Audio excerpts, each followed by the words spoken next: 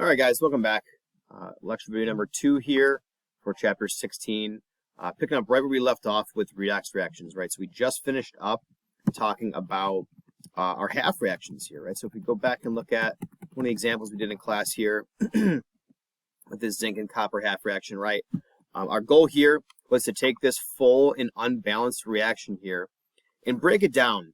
Okay, break it down into the two half reactions I was telling you about, right? Following all 5 of these steps here to get these two half reactions, right? The first one here being a zinc half reaction, and the second one here being the copper half reaction, right? One's oxidation, one's reduction, and we're good to go, right?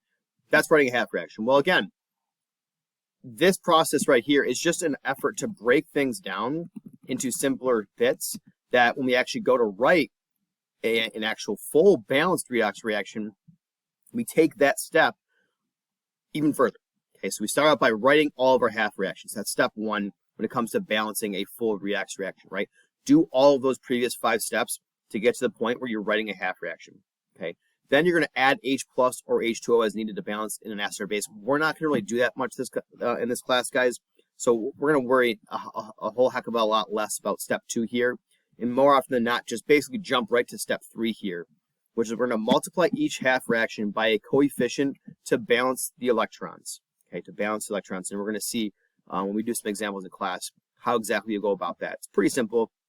It's all based on the idea of greatest common factor, all that good stuff, right? So some pretty easy math principles involved here with step 3, and then lastly, we're going to add those two half fractions back up together to give us our fully balanced redox reaction here, right? So we're going to add the balanced half fractions together to get the overall reaction, and then cancel the electrons. That's the most important part at the very end there, right? Technically, guys, there are no actual electrons. There's no little E symbol with a negative sign in an actual chemical reaction.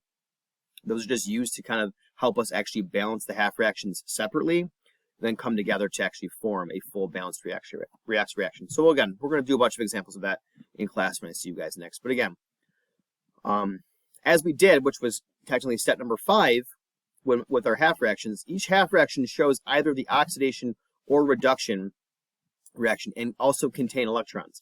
But again, half reactions don't occur by themselves. Okay, half reactions are just a way that we use. It's a method that we use as chemists to help break down an overall reaction into smaller, more consumable pieces into their oxidation and reduction reactions. And then once we're able to balance them separately, we bring them together to create our fully balanced redox reaction afterwards, right? So when we look at these half reactions, guys, like this, that zinc and copper half reaction, they don't happen by themselves individually. Okay, it's just a method that we use in order to kind of get our answer of how to balance a full redox reaction, right? And again, electrons need to be balanced. They're not part and shown in this overall reaction, right? And that's why the very, very last bit of step 4 here for balancing a full redox reaction is to cancel the electrons, right? Because again, they don't actually show up in the reaction at all. You'll see how that works when we do some examples in class. And again, the reason why we don't actually show these electrons in their equations or in these chemical formulas here is that all chemical reactions need to be balanced for 3 main things: mass, energy, and charge. And this is where electrons fall into play here. They fall into the category of charge here. So that's why we have to make sure they're balanced on both sides, right? That's why they aren't canceling. Now, we're going to spend a little bit of time, the rest of this video, transitioning a little bit into electrochemical cells. Okay, a little bit of a different principle here. Electrochemical cells, guys, they're basically a lot of the science behind batteries and why batteries work, and essentially how batteries themselves work. So electrochemistry itself is the study of these redox processes where chemical energy is converted into electrical energy, and that's literally exactly what a battery is. Okay, inside of our little batteries, guys, is a bunch of different chemicals, whether it's cadmium or lead or ion, all these different types of substances inside of a battery that are constantly creating a chemical reaction inside of the battery that is then producing electrical energy. And that's why you put batteries in your phone, you put battery in my laptop here I'm using right now for this video. There's so many things that we have batteries and use batteries in every single day that are constantly, each one of those batteries, creating a chemical reaction, which is converting chemical energy into electrical energy. That's exactly what a battery is. Now, an electrochemical cell is the general name for any chemical reaction involving a flow of electrons. And there are 2 main types of electrochemical cells we're going to talk about. But before we do that, we're going to talk about some of the parts of an electrochemical cell, right? Got to know the anatomy of an electrochemical cell. The first one here is known as an electrode. It's the site or sites where oxidation or reduction is occurring, right? So those terms, oxidation and reduction, coming back here, when it comes to talking about our parts for electrochemical cells here. The next one here is called the half cell. It's the electrode and solution where oxidation or reduction are actually happening, okay? And that's like the physical piece here, right? Each cell is composed of two half cells, right? Two halves, like always, making a whole here, right? So each one of these cells are going to have two half cells that are going to be separate from each other, okay? One side of the half cell here, one of the electrodes, is known as the anode electrode. That's where oxidation occurs. And the other side is called the cathode. It's where reduction occurs here. So we have two different parts, two different types of electrodes where these half cells are occurring, okay? The cathode and the anode. And this is another sort of mnemonic device here. An, ox, red, cat. An being anode, ox being oxidation, cat being cat from cathode, and red being reduction, right? So cathode, reduction, anode, oxidation. An, ox, red, cat. That's kind of like the funky little mnemonic device phrase we use to try and help us remember exactly what's happening at each of those two sites, right? Anode, cathode, okay? And then lastly, when it comes to being able to measure the amount of energy that can come out of a cell, one of these electrochemical cells, we use what's called a voltmeter. Okay, a voltmeter is a device that helps measure the potential difference. That's the fancy word for just voltage. Okay, helps us measure the voltage or potential difference of an electrochemical cell. Okay, so those are the five main parts to an electrochemical cell. Again, like I said before, there's two different types of electrochemical cells. The first one here is a voltaic cell. It's an electrochemical cell where a spontaneous chemical reaction produces a flow of electrons that converts chemical energy to electrical energy. And guys, that is exactly what a battery is. So any type of battery you see, again, whether it's in your phone, whether it's just like, a pack of batteries that you're putting into a calculator, or a pack of batteries you're putting into maybe one of your PS5 or Xbox controllers, right? That's going to be exactly what a voltaic cell is, right? You're converting chemical energy into electrical energy, right? That's how we run a lot of our appliances and whatnot. The other type of cell does the exact opposite, okay? So voltaic and electrolytic cell or electrolytic cells are exact opposites of each other, guys.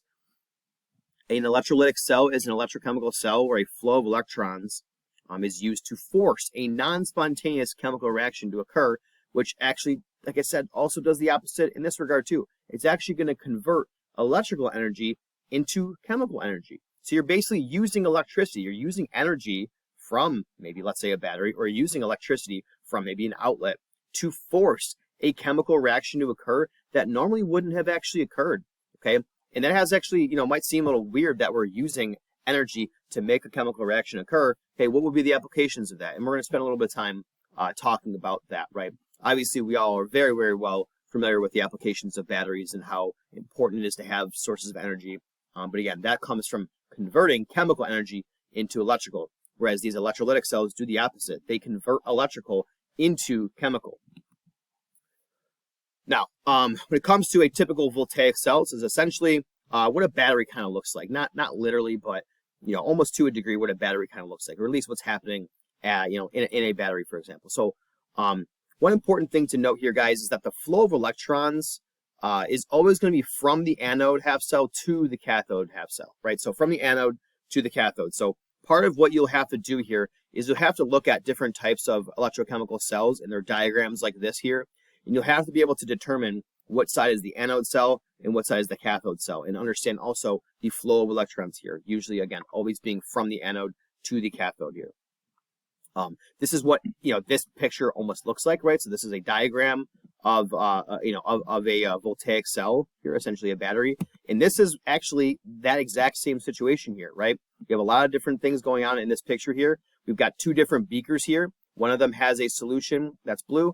One of them has a clear solution, and you've got this other piece of glassware here that's kind of going across both of these different solutions here. This is what's known as your salt bridge.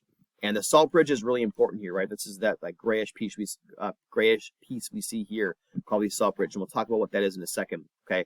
We also have this piece of copper metal here, and we also have this piece of, I believe this is silver metal here. So we've got copper and silver half reactions going on here.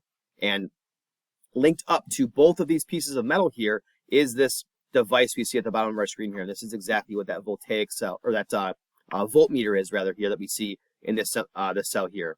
Okay, so we've got a lot going on in this particular cell here. Oh, I'm sorry, I'm mistaken. This is actually lead. This is a lead. PV is lead, and of course AG is silver. So we've got lead in blue over here, and we've got silver over here in the clear over here, right? So this is exactly what we're seeing here. Okay, this is another kind of view of it as well, right? And that's the electrochemical cell's voltage that's coming out of this thing, right? So this chemical reaction is producing a voltage. It's producing a potential difference here of 0.930. Now, I mentioned that salt bridge. What the heck is the point of this salt bridge, right? Why is this used? Why is this used? Why is this necessary? Well, more importantly, guys, without the salt bridge, you wouldn't actually have this flow of ions between the two half cells, right? You have to have almost like a current going between all facets, all areas of these electrochemical cells here. So without this salt bridge here, you actually don't have a complete current here, and that's going to allow the movement of ions between the half cells, right? Without that thing, you're not going to get that movement of ions, you're not going to get that current moving, and you're not going to produce a voltage.